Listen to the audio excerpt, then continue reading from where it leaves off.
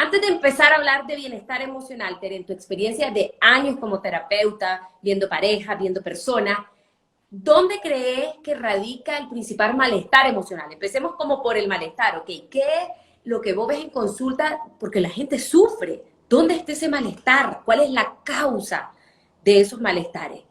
Mira, yo te diría que muchos, la mayoría, y me atrevo a afirmar, la calidad de nuestra vida tiene que ver con la calidad de nuestras relaciones, tiene que ver con cómo nos vinculamos muchas veces, con cómo nos relacionamos, con quién nos relacionamos, incluyendo la relación con nosotros mismos.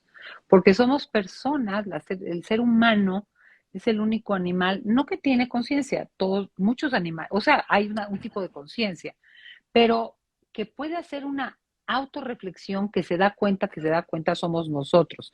Y por eso nos podemos relacionar con nosotros mismos. Y esa relación con nosotros mismos también genera o bienestar, aceptación o malestar emocional. No me gusto, no me entiendo, no sé para qué estoy aquí, no me sale nada de lo que quiero, etcétera, etcétera. Entonces, lo relacional, ya sea intra conmigo o inter, genera mucho malestar emocional. Ojo, cuando que es distinto a la tristeza, al dolor, porque hay rompimientos que dan dolor, hay desilusiones que generan pérdida, etcétera, etcétera. Pero el autoengaño y por tanto engañarnos en relación a lo que somos, lo que queremos y en relación a nuestros vínculos con los demás, pues genera una ceguera.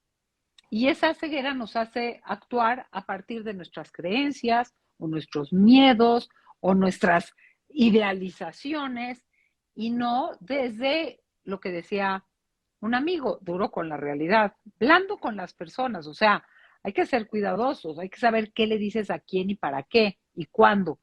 Pero la realidad se va imponiendo en el sentido de, pues que yo no quiera ver, no quiere decir que esté ahí, que esté ocurriendo, ¿no? Entonces, ya me extendí porque ya ves que lo mío es la extensión, incluidos mi 1,80 de estatura, pero te diría que por ahí, mucho por ahí o por ahí desde ahí me buscan y desde ahí trabajo.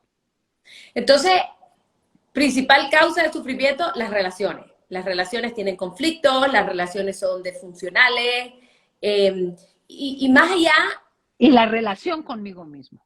y No la me relación. quiero, no me respeto, digo una cosa y hago otra, necesito algo y no lo pido, me fascina algo y no lo defiendo, creo en algo y jamás vivo desde esas creencias, sino desde las que me impuso mi mamá. ¿Sí me explico? Claro, La autotraición es muy fuerte.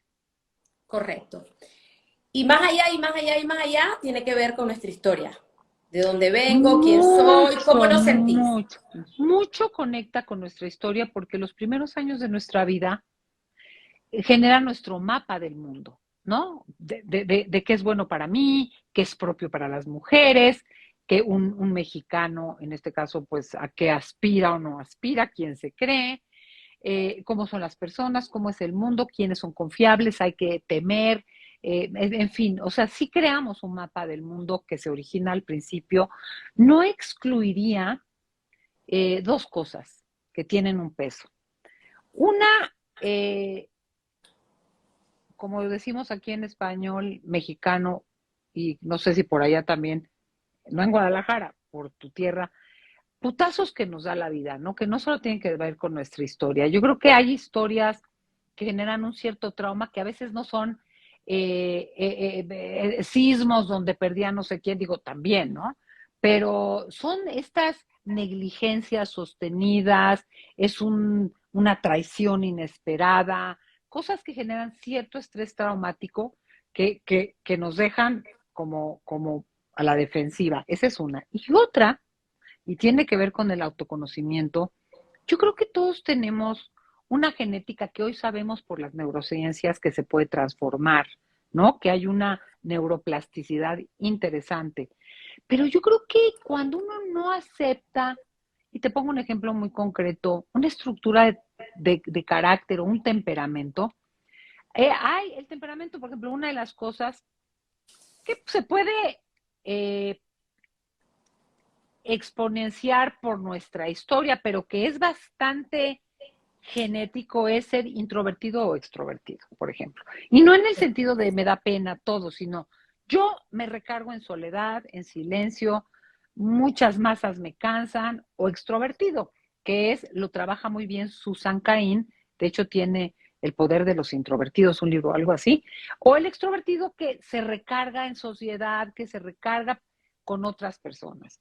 Y entonces, si yo se valora normalmente más la extroversión, tener muchos amigos, quedarte en las fiestas tarde, armar chorchas después de un trabajo cansado, vénganse a la casa, vamos a echarnos unas chelas, no, yo ya me quiero ir a mi casa solita. Entonces, si yo no asumo y pienso que algo está mal en mí, ¿no? Si yo no asumo este rasgo de carácter, me entiendo, lo respeto, bueno, siempre de alguna manera trato de engrosarlo, no encerrarme, no hacerme fóbica. Eso, o hay gente, eso por ejemplo, te digo otro rasgo muy de temperamento, hay gente y lo dice Sonja, que no sé cómo se pronuncia en su libro de la ciencia de la felicidad, que el 50% de nuestra tendencia a ser optimistas, positivos o negativos, pesimistas, es el 50%. O sea, está muy dado por la genética. Hay quien nace con el ceño fruncido, ¿no? Y se enoja desde que tiene 8 meses, te hace cara. Y si yo quiero tener una ligereza y una chispa y un positivismo, una cosa positiva, que no me sale muy, muy, muy por genes, pues también voy a pensar, pues me voy a desquitar, qué me hicieron, qué. Entonces tenemos que conocernos a lo largo de la vida para entender un poco esa maleta que traemos desde antes de nuestra historia, ¿no? Sabemos que es muy complejo hablar de genética, pero sí hay un cierto condicionamiento que se puede modelar. Entonces, todo eso, además de nuestra historia, también influye. Por supuesto. Y entre más nos conozcamos, más nos aceptemos, en esa medida también vamos a estar mejor.